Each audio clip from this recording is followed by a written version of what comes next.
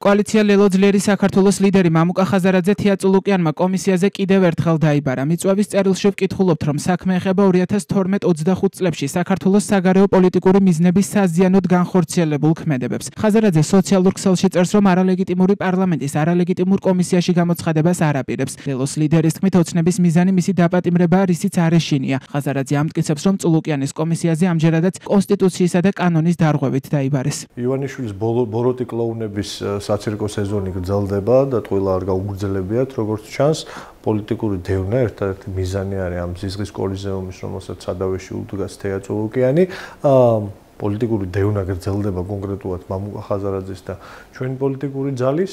მიზანი მე მგონი ნათელია, აქ არის ლაპარაკი უკვე ღიად გაცხადებულ სურვილზე, რომ ჩვენი პარტია აღარ არსებობდეს, მამუკა ხაზარაძე საპყრობილეში ყავდეს დატყვევებული ოლიგარქს.